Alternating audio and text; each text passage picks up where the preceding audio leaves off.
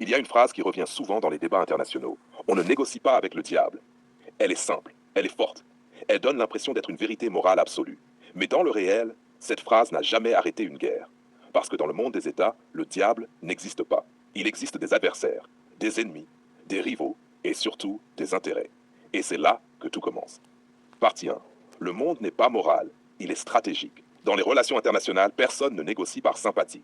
On négocie parce qu'on ne peut pas éliminer l'autre, on ne peut pas contrôler totalement la situation, ou parce que le coût de la guerre est trop élevé. Même les pires ennemis finissent à la table.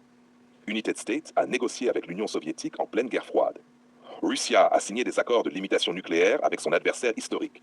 Et même dans les conflits les plus violents du Moyen-Orient, les canaux de discussion ne se ferment jamais totalement. Pourquoi? Parce que l'absence de dialogue ne crée pas la paix, elle crée l'escalade. Partie 2.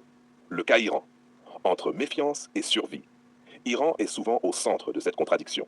Pour certains, c'est un acteur imprévisible. Pour d'autres, c'est un État rationnel mais dur, qui joue une stratégie longue. Le point de bascule le plus connu reste l'accord nucléaire de 2015. L'idée était simple, limiter le programme nucléaire iranien en échange d'un allègement des sanctions.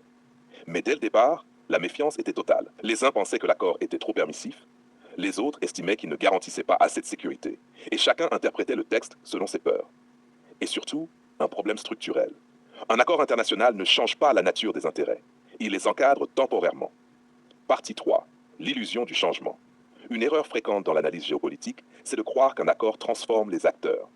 Mais dans les faits, un État ne change pas parce qu'il signe. Il ajuste ses marges de manœuvre. Donc la vraie question n'est jamais est-ce qu'il a changé, mais qu'est-ce qu'il peut encore faire malgré l'accord? C'est là que les tensions apparaissent. Parce que chaque camp soupçonne l'autre de contourner les règles, interprète les clauses à son avantage et prépare déjà l'après-accord. Partie 4. Pourquoi les accords échouent souvent? Un accord international n'est pas une fin, c'est une pause organisée.